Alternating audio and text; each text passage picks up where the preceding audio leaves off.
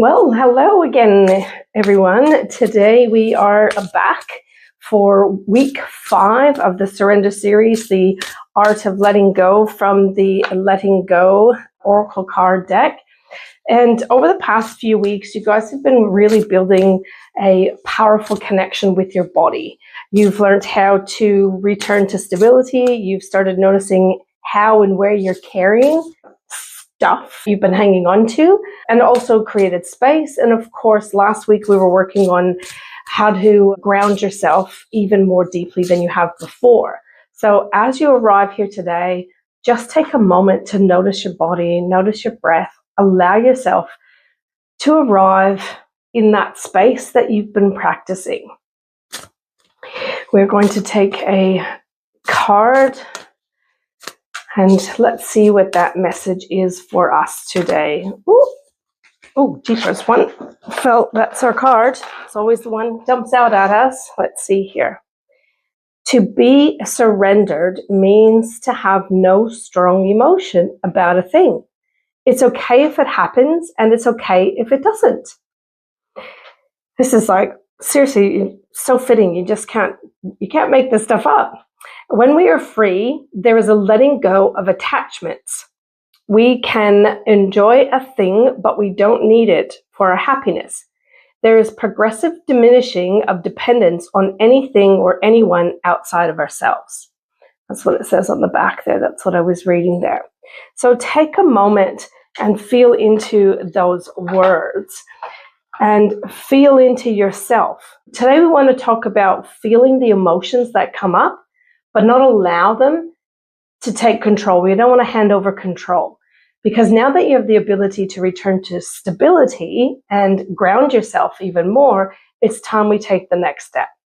This step is where many people actually get stuck, because they've either been taught to suppress their emotions or to become completely consumed by them.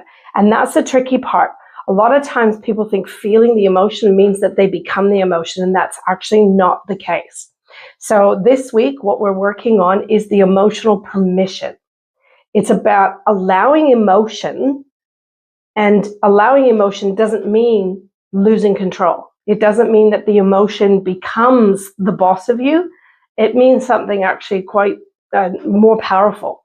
It means that you can feel the emotion without becoming it. Because when we resist a feeling, we hold it in the body.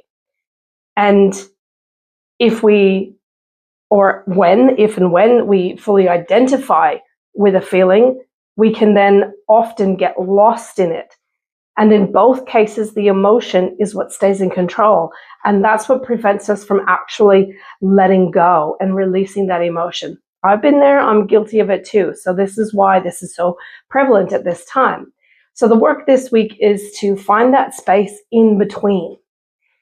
You might say something like, I can feel this and I'm safe. I can feel this and I'm safe. Because as you notice the feeling in your body, I want you to hold two things at the same time. I want you to hold awareness of yourself observing it, as well as the feeling itself. And when you do that, I want you to gently say to yourself, I allow this feeling to be here. And then you can add, and I'm safe and allowed to feel it. Yeah? Let's repeat that. I allow this feeling to be here. And I'm safe and allowed to feel it. I can feel this and still grounded. I can feel this and I can still be grounded.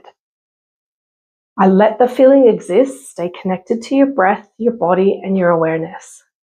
Each emotion, every emotion you have is valid simply because you are experiencing it.